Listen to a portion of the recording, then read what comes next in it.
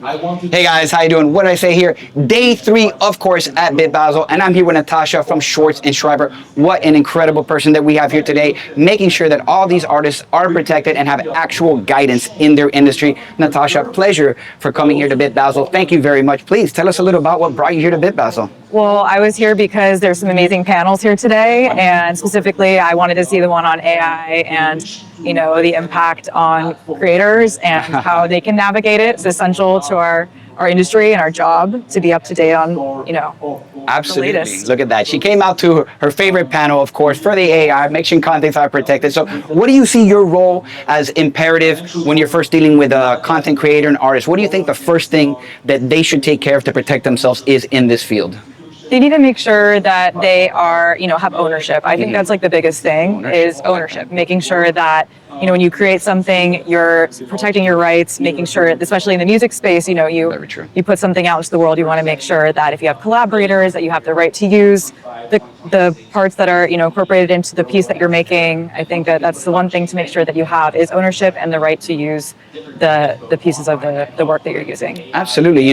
Thinking a lot about music is I'm always very surprised to find out the amount of clips or cuts that are taken from other artists or even movies and shows from the 1940s and 50s that I'm always my mind is open up and so aware of wow, this is incredible, and getting these artists to realize it's not just the song as a whole, right? People can take pieces of those things and place them on, and then you're here to protect them, to make sure, right, that they have complete ownership. What is the digital transaction, digital key for that to happen in your sense? What do you think when the artist takes ownership, how do you make sure from a digital point of view, like on Spotify or anything, that they protect themselves? How does that work a little bit? That's the fun of creating music, for example, is the creativity and the ability to take bits and pieces of other people's work. But the point of the law is not to prevent people from doing that, but to actually, encourage collaboration and creativity in a way that honors the original creator. Okay, but you want to give them credit, right? You want to give them credit. You want to make sure you're licensing. So if it's, you're taking a piece of a song, like you said, from the 80s or something, and you're incorporating it, you want to make sure you're licensing the sample on both sides, the master and the composition. And, there's ways you can do that. You can contact an attorney. You can there you go.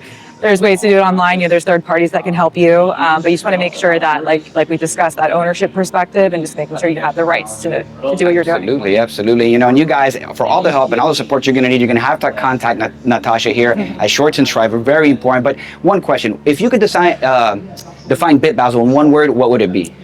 I would say it's critical. It's a critical event. You got to go. Critical event. I absolutely think it's critical, especially with all this technology coming out. Like I said this before, AI will not replace us all. I don't think that an AI attorney might be able to help guidance in a parking ticket or how to begin the process. But at the end of the day, I think a lawyer allow you to have that human interaction to make you feel comfortable, making sure you put your hand in your hand and say, hey, it's all going to be okay. I'm here for you. I'm going to make sure that this digital world doesn't just take advantage of you. I'm here to protect you. So thank you very much for all the hard work that you're doing here. One more question. What do you see art and technology in the future becoming? What is your vision of art and technology in the future?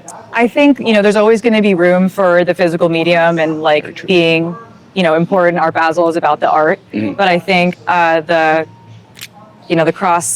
crossover of art and technology is inevitable, and we just need to embrace it. And technology will present us with new mediums, and it's really cool. It's exciting, and I love what you said. I love that you said that technology is going to present us with new mediums. I personally believe that there's mediums at this point that we have not even discovered yet that will be created. And again, we're going to have to adjust and incorporate, and from a legal point of view, make sure that those new mediums will be guarded and have guardrails to make sure your artist and your content is protected from those artists. Thank you once again for coming out to Bit Basel, where we're combining NFTs, art, technology, everything that's in the future. You brought it here. We'd like to thank you very much, Natasha, for everything that you've done in this field, and we hope to see you again next year.